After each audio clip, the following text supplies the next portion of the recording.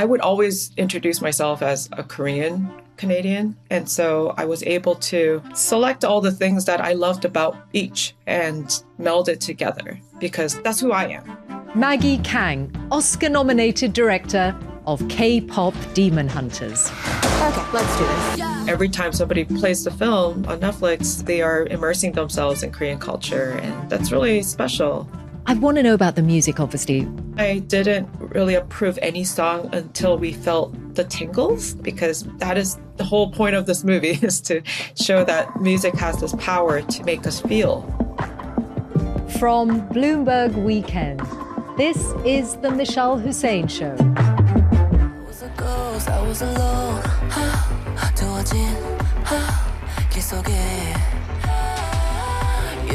It was the film sensation of last year. The animated movie K-Pop Demon Hunters took everyone by surprise when it came out and got millions of views week after week, becoming Netflix's most popular film yet. Now, on the face of it, it's a kids' movie, but its success is a milestone in the growing global appeal of K-pop. And it also reveals how something authentically Korean in its imagery and its influences could bring in audiences of all ages all over the world. The force behind it is Maggie Kang, whose parents came to Canada from Korea and who went on to work as an animator in Hollywood, always imagining that some project reflecting her culture would come her way. But it didn't. And so she began her own. The story of a girl band with secrets. And Maggie labored for years on every detail, from the locations to the voice and the look of the characters to the title and, of course, the music. Now, she and her co-director Chris Applehans are watching K-Pop Demon Hunters win success at the Golden Globes, at the Grammys, and they're hoping for the same at the Oscars. Fans, meanwhile, are hoping for a sequel, something I asked Maggie Kang about when she joined me from her home in LA for this conversation. What was the moment when you realized that your creation had become a global phenomenon last year? Oh, a global phenomenon. I guess it is. I think it was around September. And I took a trip to Korea, and then on the way back, that was when the sing-alongs were starting. And so our crew was in New York, and so I flew back from Korea right to JFK, and as soon as I landed, they took me to a screening for one of the sing-alongs somewhere near Central Park. And I was very jet-lagged. I walked in and we're backstage and they said, nobody knows you guys are here, but we're going to surprise the audience. And it was myself, Chris Applehans, Arden Cho, I think Kevin Wu and Ray Ami were there. And so after the film, we walked in, and I don't think I had experienced a kind of kid audience yet, because I'd seen all the reactions from Instagram and TikTok and online, but not in person. And so to walk out there and see just the wall of like screaming kids, just wearing their Huntrix outfits and the wigs and the parents, and it was just kind of all demographics and a lot of kids as well. And they were just screaming and they were like loving this movie. And I think that just really blew my mind. I just hadn't really realized how big it was and how many different people were really loving the film. So that was, and then on top of the jet lag, I think that was, that was a very special moment. What a great moment. And also a significant moment in the story of the film, because that was some weeks after release on Netflix, but the sing-alongs were the way that it went for a short time into movie theaters. Yes. And you got this communal experience, which obviously meant so much to you as the creator. Yes, that was pretty intense. It was just a great experience to watch the film on a big screen with a live audience. And, as a filmmaker who has worked on this movie for so long, for 7 years, and, I think the movie got so global so quickly because we were on a streaming platforms. And, through Netflix, we were able to release the movie I believe it was something like 120 countries at once. And that was just an incredible way to release. And Yeah. I don't think you could get as global as that. And so we benefited from that release and having it be dubbed in so many languages as well.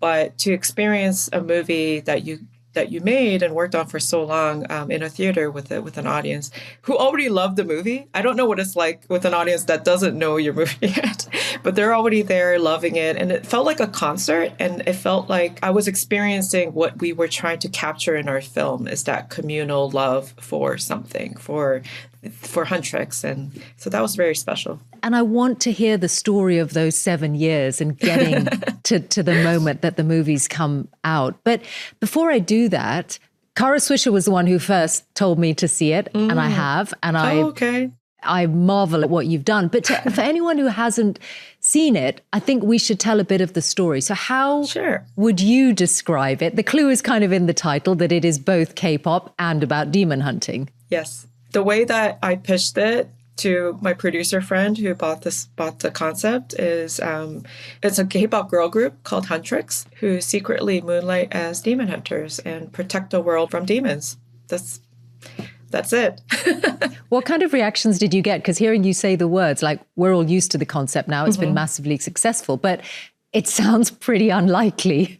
Yes, it sounds pretty wild and pretty crazy. And fortunately, the person I pitched it to was very, very down to do it. He felt like it was very gettable and unique. And he was just immediately like, let's do this. And I totally thought he was joking. But the next week he had a deal ready. So we just jumped right into development. But it is a wild concept. I do agree. And you had been thinking about it, had you, for a long time? Because at the heart of the movie, its authenticity, the fact that it's so rooted in Korean culture. This is, of course, your own heritage as a Korean Canadian. Yes. So was the genesis of the film in the back of your mind for a long time? I've always wanted to do a film rooted in Korean culture, and I've always wanted to work on one since the beginning phases of my career. And I had talked to a bunch of Korean studios and so I knew that the desire to make something Korean was there, even in Korea, but we just didn't know how to get that off the ground. And for years, I waited for a project like this to come along that I could contribute to. But it never came. And so by the time I felt like I had developed my skills enough, my writing skills, my comedy skills, my storyboarding skills, my filmmaking skills, and I felt confident to step into the directing role, I thought, well, I guess nobody has done this yet. Maybe I have to take it on myself to make something for our culture. And so that's what I did. And what you've done is create this blend of something that is authentic in that Korean mythology, the Korean language, the setting in Seoul, Yes, the names of your characters and places, and yet it's accessible. You know, it has that international feel to it. And deconstruct that for us. How do you produce that combination? I truly believe it's because I am somebody who really lives between two cultures, almost equally, I would say. I've never really, I would always introduce myself as a Korean Canadian. I always put Korean first, even though I've spent the majority of my life outside of Korea. I was born in Korea. I lived there until I was 5 before my family immigrated to Canada. And I lived there for 18 years before moving to the States. But I always identified as Korean first. And I think it's because my parents, my mom specifically, always told me that you are Korean. You can never forget the language, and just really instilled that Korean pride in me early on. And because they really wanted my sister and I to have deep roots, with our culture, we spent all of our summer vacations in Korea with our cousins. And so that's where I was just immersed in Korean culture, Korean pop culture. And so I grew up listening to Korean music even before the kind of style of K-pop ever existed. Korean music is my first introduction to music, really. And so because I grew up with that, it was just always there. And then, English is my second language and North American pop culture is my second, knowledge. So I do feel like I have equally like deep roots in both. And so I was able to kind of select all the things that I loved about each and meld it together because that's who I am. I'm just a meld of both cultures. But earlier on in your life, Maggie, were there aspects of this you struggle with? Look, I come from a South Asian background. Yeah. I grew up as an expat kid in the Middle East. My family came to the UK later, but I remember being very conscious of the fact in a British school, I didn't call my parents mum and dad. These things, it's not easy to be different. It's not. And I did face that, of course, but because I grew up in Toronto, and Toronto is already a very multicultural city, is very diverse, and the city encourages different cultures to celebrate their culture. We have Koreatown, we have Greektown, we have Little Italy, and Chinatown. And so I always felt like I was growing up with a lot of different people from different backgrounds. But even then, I did feel like as a Korean person, even amongst the Asian community, we were kind of a minority because most of my friends, well, actually all my friends that I went to high school with are Chinese and all my Asian friends are.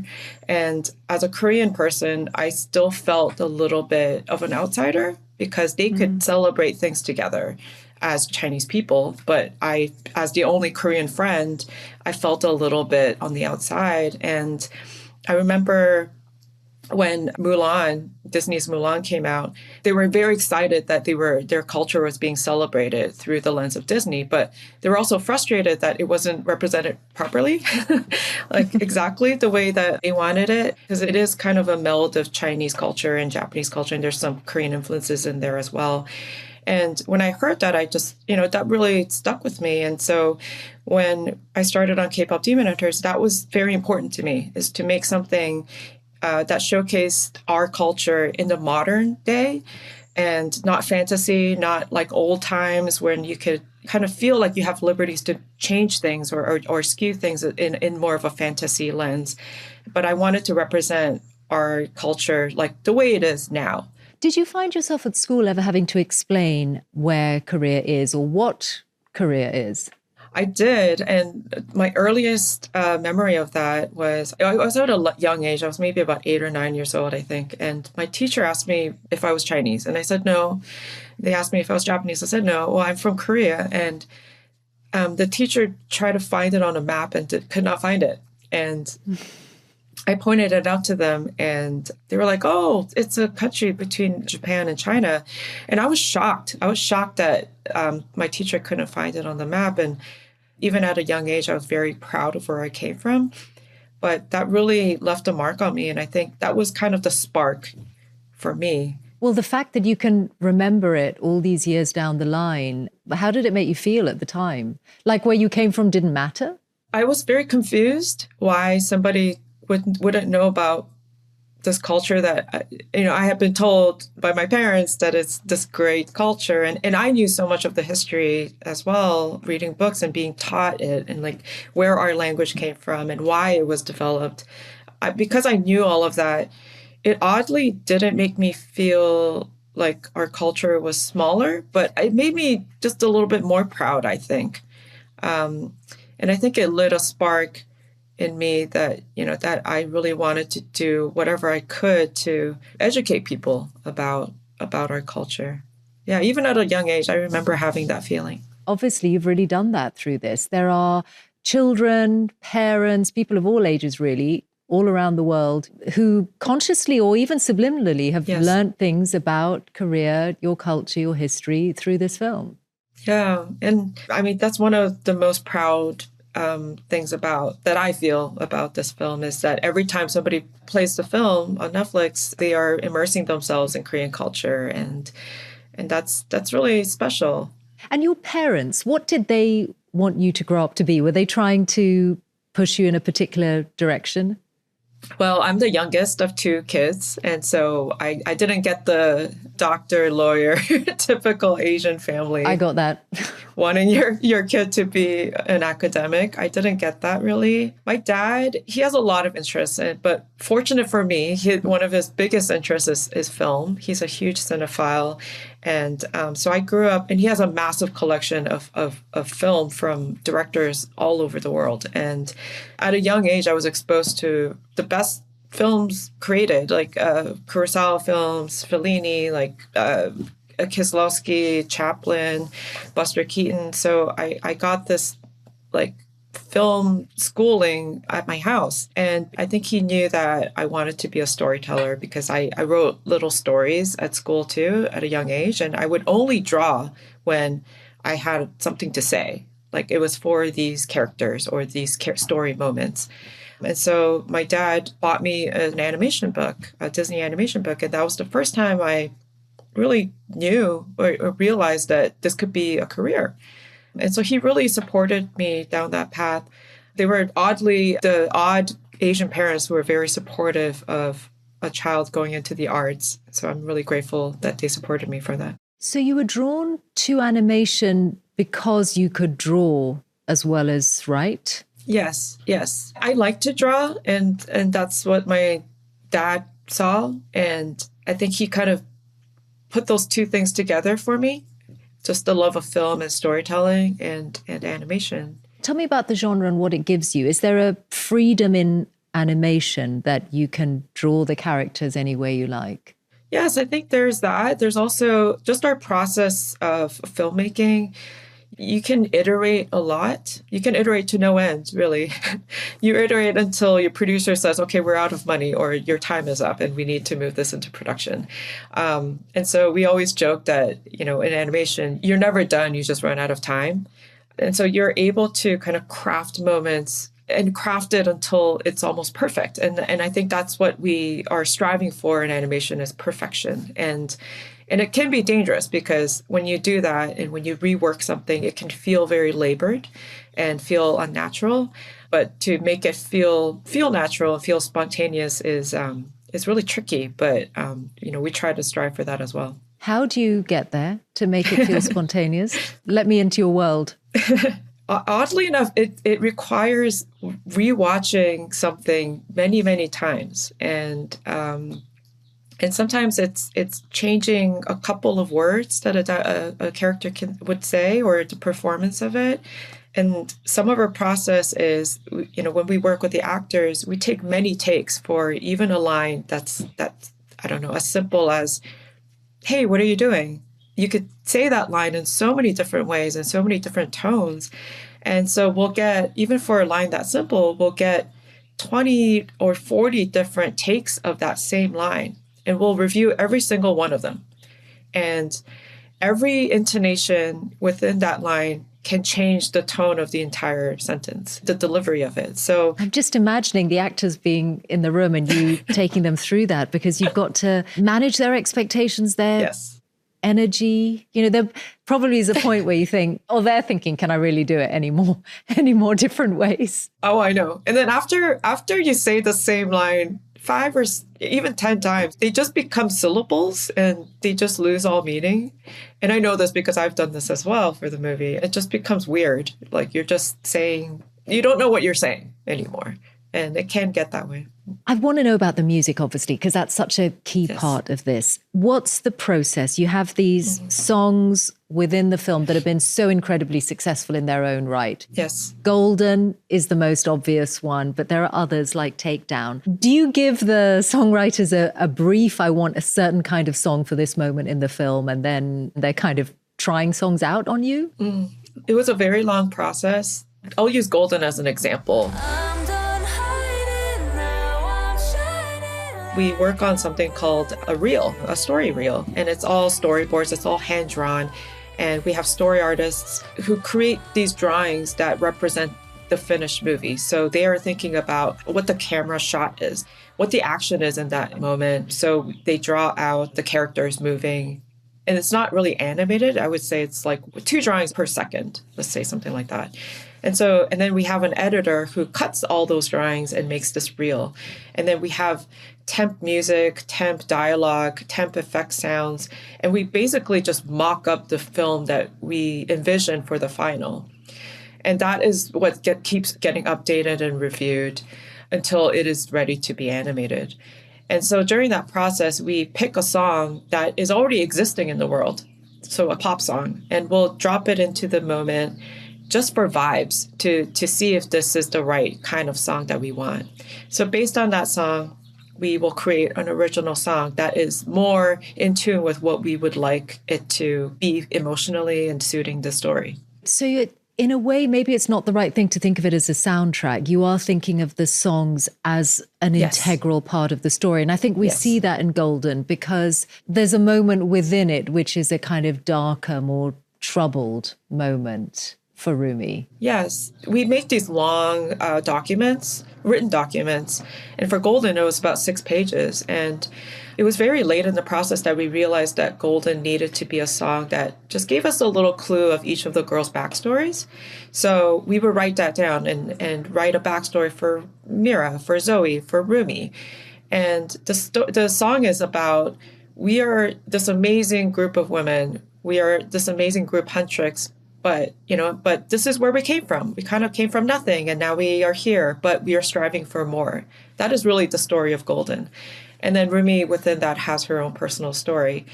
And so we would write that in a document very literally. And then we would hand that off to the lyricists. And it's their job to take a paragraph of just dry information and distill it down into, 20 words that are like pop lyrics. And that's a very hard job to do.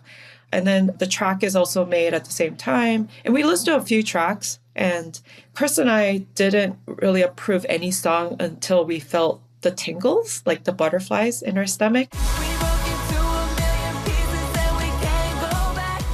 Because the whole point of this movie is to show that music has this power to make us feel. And so those things come together. Chris Applehands, your co-directors. My directing partner, yes. Yeah, absolutely at the heart of this. Yes. One of the important things about this is that your characters are away from stereotypes about race and Asian characters that we still see often in movies, like they're very studious or they're like model people without flaws. But I did want to ask you one thing about the portrayal of women, because they are really strong, complex, interesting women. Before I joined Huntrix, I felt like my thoughts and my lyrics and all my notebooks were just useless and weird. But with the two of you, they mean something. But they're all drawn very thin, as female characters tend to be. Mm-hmm. Why is that? Did you think about drawing them differently? We did, but we were very much on the aesthetics of the film. We were very much inspired by anime films, and so we just leaned into those aesthetics. We are just fans of that style of Sailor Moon, Cowboy Bebop, and those are the kind of anime films that we grew up with. So it's just it's an homage to those designs.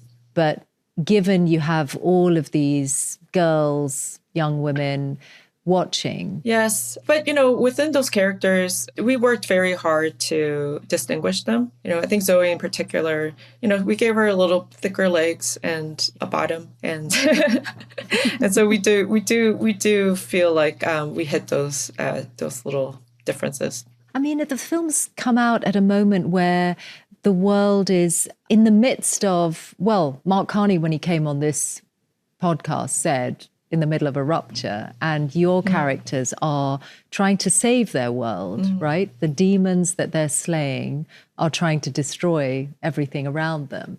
Yes. How do you feel about the way that audiences will be seeing it at this moment in time, given what we're seeing unfold?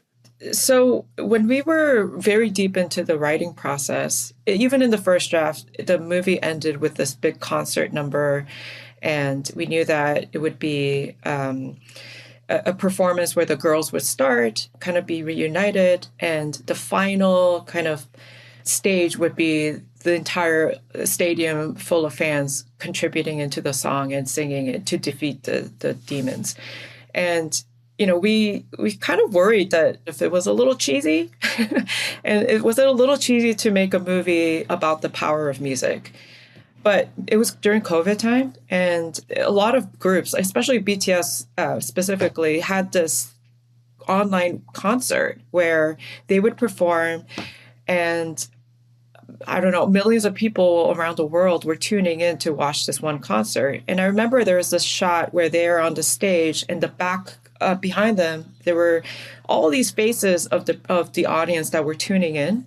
And it was just incredible to see, even in the dark time like COVID, where we were all huddled in our own private spaces, that there was this unifying like force of music, just uniting people and bringing joy to people at this dark time. And that really told us that this moment could really land. And so I feel like that is what's happening now with the release of the movie.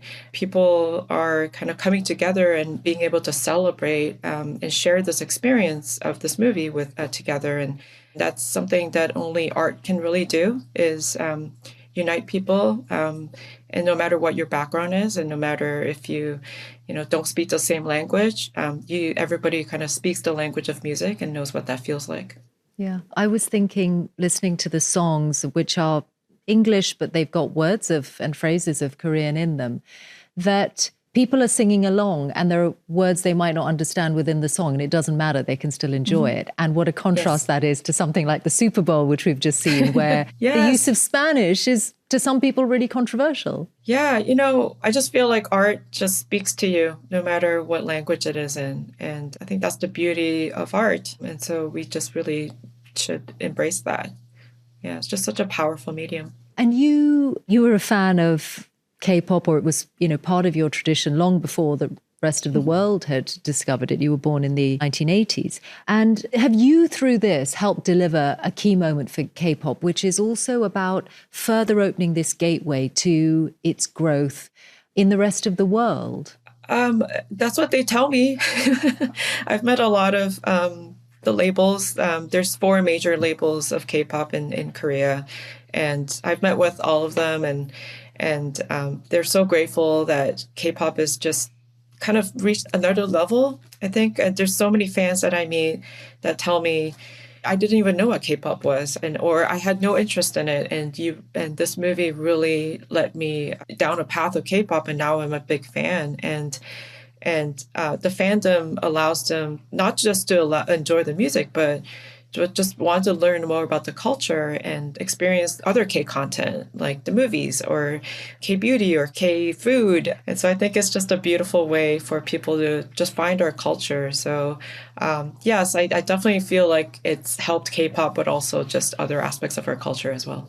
Yeah, and you've been very deliberate about it, because obviously K-pop is in the title of the film, and that would have been a draw to many people who know what it is, but it could have been a barrier to others. So in a way, you took a risk by doing that. Yes, we did. Yes. And we talked about that for about a year while we were finishing up the movie, what the title could be. Because this was always the working title of the movie. But we went down a lot of different routes with the title, but we couldn't land on anything that felt right. So ultimately, after a year of exploring, we just landed back on the working title. And, it's a little cheesy. I have to admit, it really is. But I think that's what the movie is a little bit. There's some kind of silly moments to the film tonally. It's a mashup of a lot of different things. And it's a little kooky. And because of that, I think the title kind of fits it. The title does what it says, right? And also, despite the title, I feel like people, and I've been told that as well. It's like, I didn't want to watch it because of the title, but there must be some vindication for you, Maggie, in that one of the great things about this is that people weren't really expecting it to be the runaway success that it was, right? A lot of retailers didn't buy into the merchandise. They're like catching up with the merchandise. Sony made it, but sold the rights to Netflix. Are there people at Sony who are regretting that? Maybe. We produced a movie at Sony, so I think we're all celebrating the movie and the success there. But yes, we were definitely the underdog. There was no marketing for the movie. And I think we we were fortunate to have a really good trailer that really told the audience what the movie was going to be and what the tone of the movie was going to be. You know, when you're an underdog, you don't have a lot of eyes on you. So you can get away with some things. And that's what some of my director friends asked me. They said, how did you get away with some of these things that you did in the movie? But we had a core group from the very beginning. And one of them was Christine Belson, the president of Sony Animation. She was a firm believer in this film and really supported it. So, and the support of the fans. Yeah. But there must have been frustrations along the way, right? I'm just imagining you've poured your heart and soul into the film and then you don't have a marketing budget or much of a marketing budget. You know, I mean, that's gotta be tough at the time. It was tough. It was really tough, but it was just tough all the way through. But I think I always thought back to the moment where I knew that we got the green light, and that happened during COVID. And it was during a time where the movie industry was already pretty uncertain and putting movies in theaters was a little uncertain. And COVID made that even worse. But then to be given an opportunity during those hard times to make a movie, let alone a personal film about my own culture, an original that's not a sequel. And so I was just grateful to just complete a film and to release it. And I believed in the movie when we finished. I really loved the movie myself, and you know, our team did too. And so we really believed that if an audience will find it, then it could do okay. And they did. They found it right away. Would you have liked it to be in cinemas, movie theaters for longer, Maggie? Because the future of those places depends on having the films that get people in the door. And the sing-along release, it was a very short time that people could see it on the big screen. Yes. As somebody who's working in Hollywood, you know, we don't want to see theaters die. I think that experience is unlike anything else. It's like going to a concert. You're sharing art with strangers and you're connecting with them. Even though you may not be talking to people that are sitting next to you, there's something about being around fellow humans and experiencing something new. A theater experience is unlike anything else. So I would hate to see that disappear. But with that said, the way that people are consuming content, especially the younger generations, has changed. We tend to absorb content on our phones, on our iPads, all alone. And without the fans, a movie like this that's on a streaming platform couldn't have gotten this big. It was all word of mouth and content being created by the fans and that being shared and talked about on social media. So I don't know. It's still a big question mark for me, but I do think the two can coexist. And I would love to see a world where that can happen. Maybe what you've done might make someone like Ted Sarandos of Netflix think that what he said about the movie theater being outmoded is not necessarily right. Yes. I'll try to talk to Ted about that. Speaking of fans, I love the way that the film has fans like, you know, Huntrix fans right at the heart of it. And then you're talking now about the fans of the film and of you. So do you have a message for them about what is going to come next? What is the next iteration of K-pop Demon Hunters from Maggie Kang? Oh, I don't know. I don't know what I will do next. I really don't. But I can't really share that at the moment. But there's a sequel, surely. I mean, I can't really say that officially, but I would say I would be shocked. I mean, in a world where that loves sequels, I don't think it's a surprise that something else could be coming. But I don't know. It's going to be a long wait for anything, unfortunately. Why? Animation just takes a long time. It's just... well, does it have to be animation? What about a live action version? I really think there's so much that the animation medium brings to the film, the tone of the movie, the types of characters that we were able to create, the type of comedy that we were able to push, the drama. So I firmly believe that the movie couldn't have seen the success if it was live action. And so because of that, I would like to stick to animation, but also that is why I love animation. I aspire to do live action someday, but they are two very different mediums, and animation is successful globally successful and is able to be successful with multiple demographics for a reason. And I truly believe that it's a special medium that in many ways can be just so much more impactful than live action. Well, what else could be part of this ecosystem? I wonder if you dream of a franchise like the Marvel films, or if you're thinking about live events like Bridgerton have. And, there are so many dimensions that you could take great characters and storytelling in. What do you dream of? Yeah, there is. And I think it's every filmmaker's dream to have an IP that can live for generations and, we can share with our children like we did with Disney films like The Little Mermaid and Lion King and Frozen. So that's always a dream. So I'd love to see that. Yeah. We have a lot of merch coming up, which is very exciting for the fans too this year. Yeah. Well, again, that's catch up, right? Because people did not necessarily order it early on. What about the impact on you, Maggie? If I'd met you this time last year, how different a person were you before this huge thing that you've created hit the world? I feel like I'm still very grounded. Like this whole experience has been amazing, but I'm still at heart a storyteller and a creator. And although this awards run has been amazing and fun, I just can't wait to dive right back into another movie and figure something out, and for the world to share. Yeah. Into the sequel, I'm imagining. I'm sure that's what a lot of people hope. Yeah.